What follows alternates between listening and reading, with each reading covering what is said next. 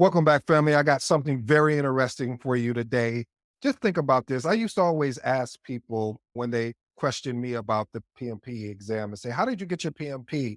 And then I started going through the strategies and tactics. And I would more focus on the strategies because I would ask them this one question when they asked me this: what is your why? What's your reason for it? I like to remix that if you don't mind, family. And then I started asking them, how come you want to go after your PMP? How come this is important to you? So what I decided to do, family, since you guys showed me so much love on the terminologies and acronyms, I decided to take the PMP content outline and unpack it for you in a way that you haven't seen it unpacked in a while. This is going to be unique.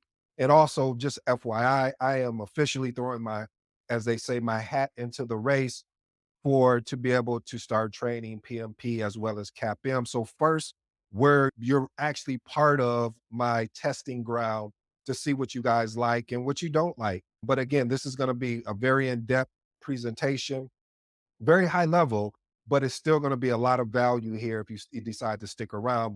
And I really think it's worth it. If you have a CAPM, you're going after and you're thinking about going after your PMP, this is for you. If you're thinking about switching a career and you're wondering what it entails about the PMP, this is for you. Basically, if you're interested in project management, this is for you. So today we're going to do six, and then we're going to do, so this is going to be part one of the 14. So we're going to do six of them today, and then we're going to do the remaining at another time. So we're going to see what the type of feedback you guys give me. With no further ado, let's just jump into it so I can cut all the talking out. So real quick, family, the PMP exam covers three main domain areas. First one is people, second one is process, and the last one is business environment. So I'm gonna show you how what this looks like. How is the percentages broken down to come to basically 100%? So you have people that's coming in at 42%. The importance of people is really emphasizes the importance of interpersonal skills and leadership in management. Process is 50%, and it's the largest portion of the exam. I definitely recommend getting, I do believe PMP, I think it's called the process book. I'm gonna actually gonna be doing some training on that too. So if you haven't got it yet and you're on the fence, I'm gonna do a deep dive on that for you. Cause like I said, I'm ready to over deliver. This reflects on the critical nature of understanding and implementing project management processes and methodologies. Business environment. The environment, it consists of 8%. Even though it's the smallest of the percentage, this domain is so crucial to understanding basically the broader context of how projects actually operate. This is how it breaks down individually. So I broke it down for you so you can really see it. And again, family, I'm going to leave a link into from PMI.org, which gives you the access and it shows you where the PMP content outline is. So I'll put that in chat or something of that nature. So that way you can go and cross reference what I'm actually doing here. So if you wanted to follow along while you're listening to today's episode, I think that'll be value. So again, people has has 14 tasks, process has 17, business environment has 4, which gives us a grand total of 35. What we're going to be covering today is people. We're going to do 6 of them today, and then we'll do a part 2 at a later date. All right. First thing we're going to talk about is task 1, manage conflict management. Manage conflict has 3 items here. So it's interpret the source and stage of the conflict, analyze the context for the conflict, evaluate, recommend, and excuse me, the appropriate conflict resolution solution. So this is my own interpretation, family. Again, I want you to do a deeper dive because there is definitely more context to this, but I didn't want to throw so much at you right away. I just want to ease you into this. So again, interpret the source and stage of conflict. That basically means understanding of this is a personal or professional issue and a resource related to the problem, and understanding and really trying to get to the initial stage or has this thing already escalated that now we got to take immediate action and you should be taking immediate action even at the initial stage. Let's move on to the second piece. Analyze the context for conflict. You want to consider the project phase, the stakeholder relationship, and any potential impact on the actual project objectives. The next item, evaluate, recommend, reconcile the appropriate conflict resolution.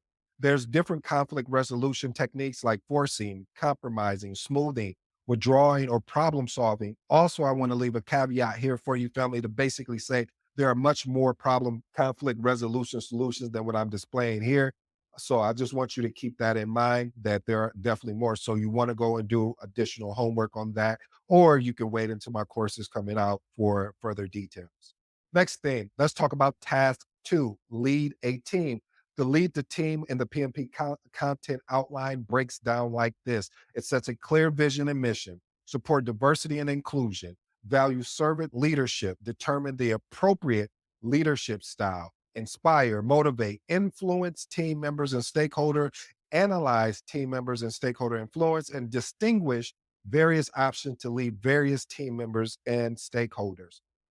Here we go. Let's start unpacking this. So, set a clear vision and mission. What does that look like? Set a clear vision meaning establish a compelling vision that really aligns with the team as well as project goals, and it inspires a commitment. That first one didn't say it inspires a interest. No, it inspires a commitment. That just translates meaning that we're all in. We are a team that is committing to moving forward. Then we want to define the mission, and defining the mission is basically articulating why are we doing this? What is the project purpose, and how does it contribute to the entire organizational strategy. And the last and final one, aligning team with objectives.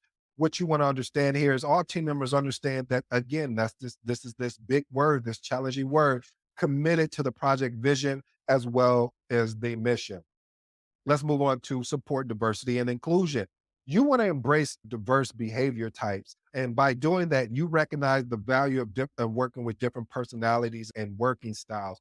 You don't want to get caught up in the whole, you want everybody to be like you, because that doesn't bring a good diverse project. Because when you have worked with diverse people, they're able to see different things that you're unable to see. Number two, encourage diverse thought process. That's what I was building off the first point.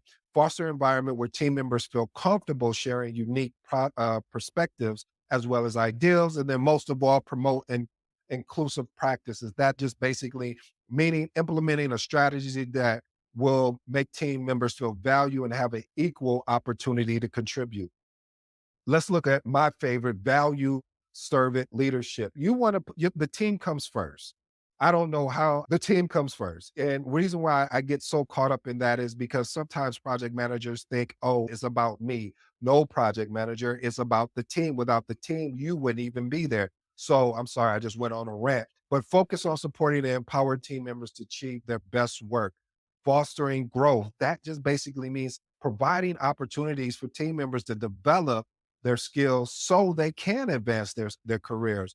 Encourage collaboration. That is my favorite thing there of collaborating. It's better to go together as a team and collaborating and working together, meaning you got my back, I got your back. So how we do that is create an environment that really promotes teamwork and shared decision making. I'm sorry to stretch that out, but it's the truth, family. If you work in this thing that I love, that I hope you fall in love with, called project management, you'll notice how there is not a shared decision making. So when you're going after your PMP, you want to keep this in mind that you need that if you want to be in an environment that is collaborative as what and which promotes teamwork and shared decision making. The next item is lead by example. You want to be able to discriminate, or I should say, demonstrate ethical behaviors and commitment to the project and organizational values. Next task, determining appropriate leadership styles. Like I said, I'm only covering four here. There's a plethora of different leadership styles. So let's look at the first one, directive style. That's basically suitable for requiring a clear guidance and quick decision making. Often, usually, you do use this with team members that do not have a lot of experience. So you're just very direct, you're straight to the point. Collaborative style. Now, this is where you work with people that have a diverse expertise, and it's normally on complex projects. So most of the time, when you're working on complex projects and you have a team that that is full of experts. You want to ensure that you're encouraging teams input and a shared problem solving. Situational leadership. This is another one of my favorites. You basically adapt your leadership based on the maturity of the team and where you're at actually in the project and what type of problems and or challenges that you encounter. And then the last and final one, democratic style, or what they call it, participative leadership. This basically means is that you encourage collaborative and a shared decision making. All right, still staying with task number two. I told you we're going to break each one of these down. Tell me where you've seen this at before, family. I'll be encouraged to know, but we're unpacking it today for you. Inspire, motivate, and influence team members and stakeholders. You want to develop team contracts. This basically means create and implement team contracts to establish clear expectations and foster commitment. There's that word. If you're noticing a theme here, family, you keep seeing the word commitment. You don't see interest. It doesn't say create and implement team contracts to establish clear expectation and foster interest. It says commitment. So keep that in mind as you're studying for, if you're already studying for the PMP exam, or like I said, thinking about going after the PMP exam. Number two, implement social contracts. Really, it builds team cohesiveness. It really defines a shared value and behavior. That means, hey, if we say we're going to be at a meeting on time or within 5 minutes of the meeting start, or we start the meeting within 5 minutes, that is a social contract. Design rewards system. That means develop and implement a reward system so you can recognize high performance and teamwork. And the last and final thing, provide regular feedback. You want to be able to offer constructive feedback and recognition to your team members to keep them motivated and aligned within in project goals, especially when it's a long project.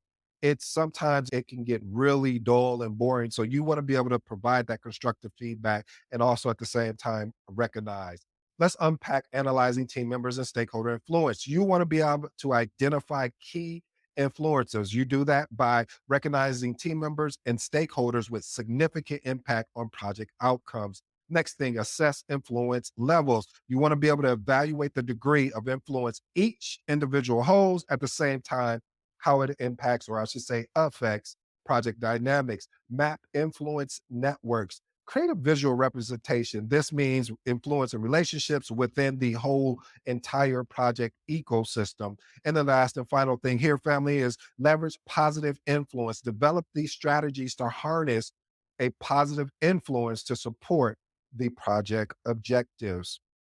Now, let's look at distinguish various options to lead various team members and stakeholders. You want to tailor your communication approach, adapt communication styles that's suited for the teams. An example of that, family, is if you have a team member that really likes to get communication through Teams or Slack, and because they rarely check their emails or they're playing catch up with emails, that's tailoring your communication. Customize motivation strategies. You want to find different motivation techniques based on individual goals and values. One of the things that I do with this area is you find out what motivates people. This is why I'm going to slide down to build individual relationships. You want to build, when you build individual relationships with your project team and your stakeholders, this gives you an opportunity to see what motivates that particular individual. Now moving back over, adjust leadership styles. Again, fixed leadership approach to effectively manage and influence various personalities and roles. And trust me, family, you will have some personalities. Let's move on to task number three, support team performance. We're going to unpack today for you, appraise team member performance against key performance indicators, AKA KPIs, support and recognize team member growth and development, determine appropriate feedback approach, and verify performance improvement. Let's do it. First of all, appraising team members' performance against key performance indicators.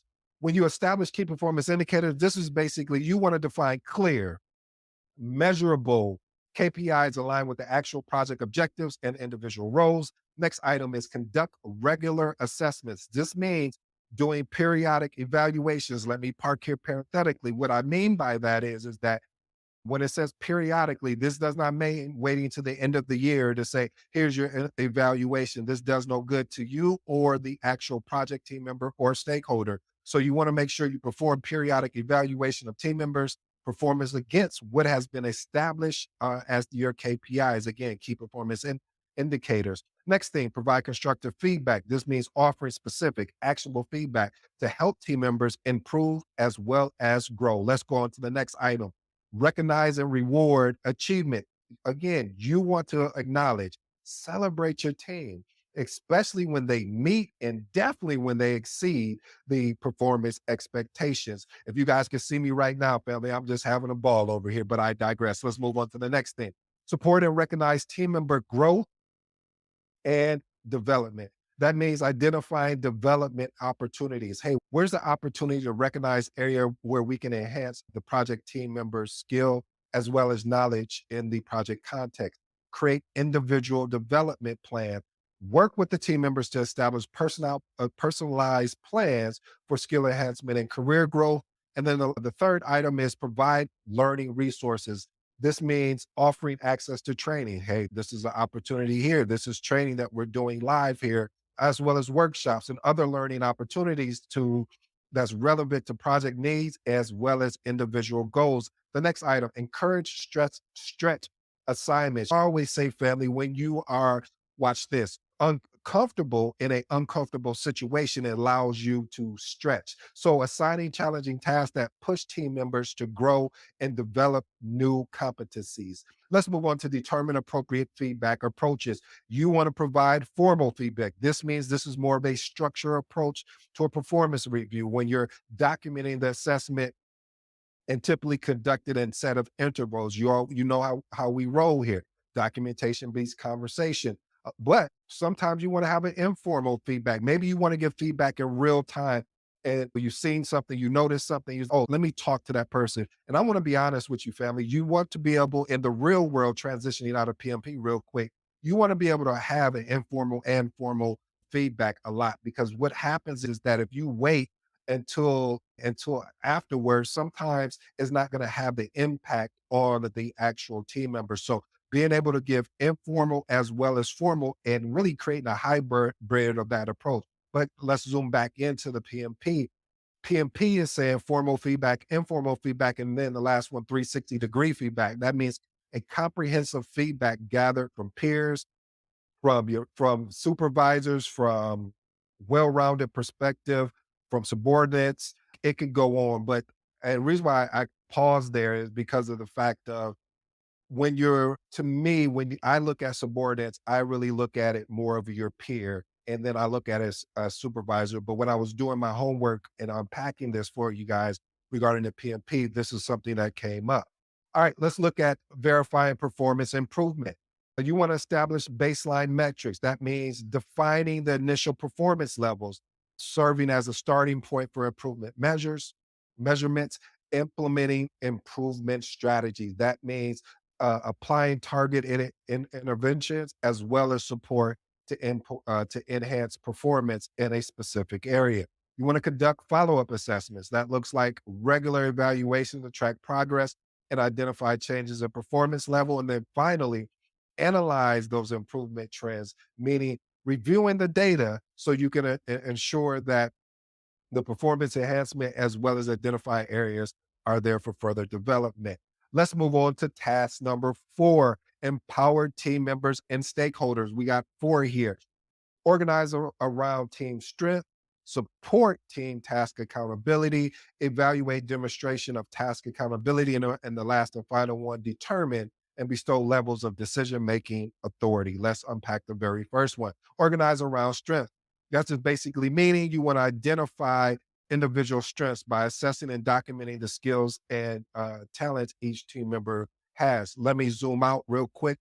A lot of times what I've seen where I've watched project managers, and I've been guilty of this until I had a mentor talk to me. A lot of times we will want to assess an individual and say, they can't do this, they can't do that. But then we lose sight of what they can do. So what I'm saying to you is zooming back into the content outline, we want to identify those strengths so we can empower those strengths. At the same time, parallel, we're still working on their weaknesses. So again, let's move on to the next point. Align roles with strengths, assign tasks and responsibilities that leverage each team member's strongest abilities.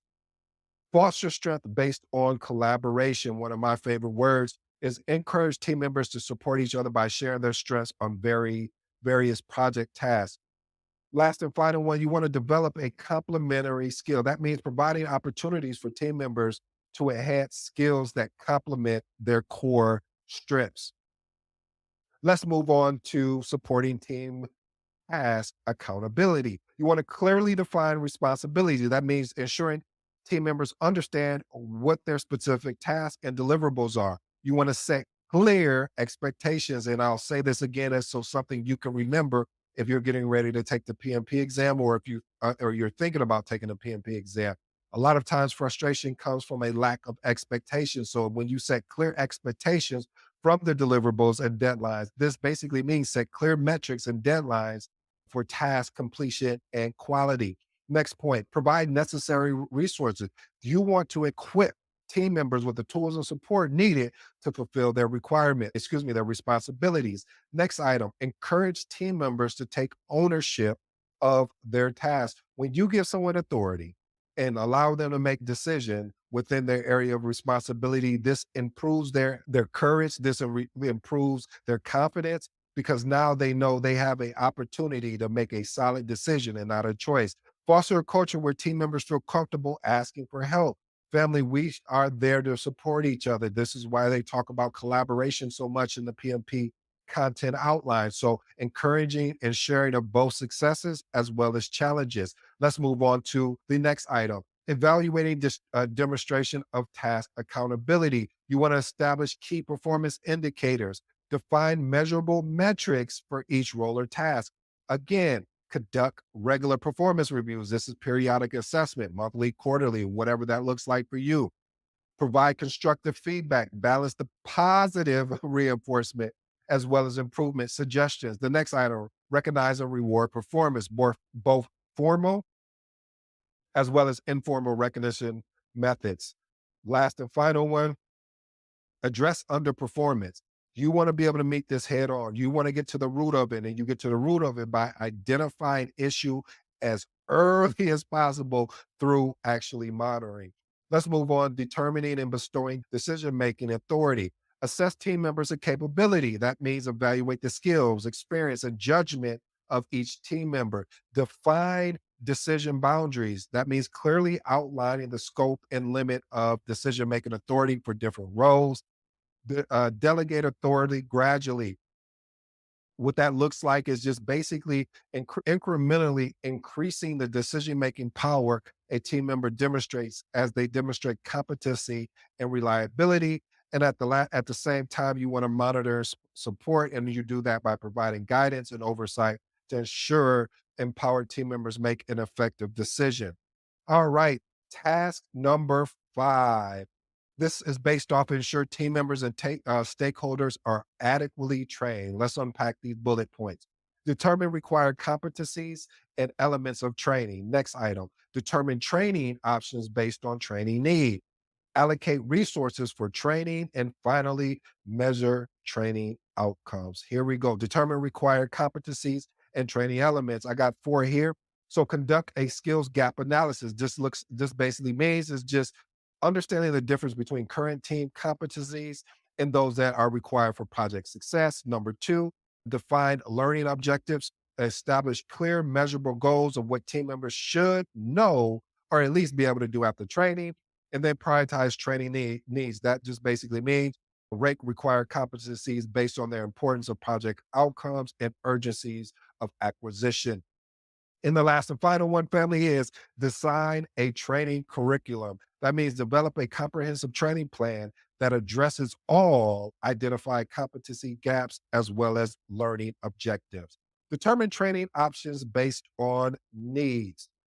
Formal training programs, structural courses, workshops, certification programs, like the one we're talking about here, PMP, delivered by internal or external expert. On the job training that looks like hands-on learning experience integrated into a daily project work, often involving mentoring or shadowing. Self-paced learning that is like a online course, you like your Udemy's, like things of that nature, Skillshare. And these are just e-learning modules, also reading materials that team members can access and complete at their own pace.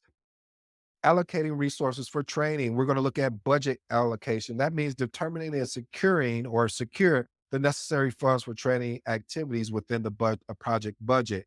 Time management. You want to be able to schedule training sessions to minimize disruption to the project timelines while ensuring adequate learning time. Next item, facilitate equipment. This is basically meaning that you are arranging appropriate spaces and tools needed for effective, that's that word again, training delivery. Human resources, identify and engage qualified trainer. I am on my way to be that, or mentors to conduct the training sessions. Measuring training outcomes, pre-training assessment, evaluate team member knowledge and skills before training to establish a baseline. After you do the pre-training, you want to do a post-training evaluation. You want to assess knowledge and skill improvement immediately after the training completion. On the job application, monitor how effectively team members apply new skills and knowledge in their project work. Number four, long-term impact assessment. This is basically meaning evaluate training's effect on the project performance and outcomes over time. The last and final task, family, and then we will wrap this up. Task number 6 is build a team. Appraise for stakeholder skills, deduce project resource requirements, continuously assess and refresh teams' skills to meet project need, and then maintain team and knowledge transfer. All right, here we go. Appraising stakeholder skills. You want to be able to do and conduct a stakeholder analysis. What does that mean? That's basically identifying key stakeholders and their roles as it relates or the relationship to the project. Assess technical competencies. That just basically means you want to evaluate stakeholders' expertise, which is relevant to project technical requirements. Gauging soft skills, that's around communication, leadership, and interpersonal skills of stakeholders. The last and final thing here, family, is identify potential contribution. Determine how stakeholder skills can be leveraged to benefit the project.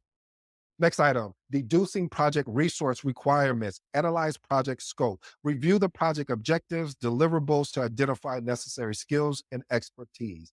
Estimate workload. This basically translates to determine the amount of work required for each project task or phase.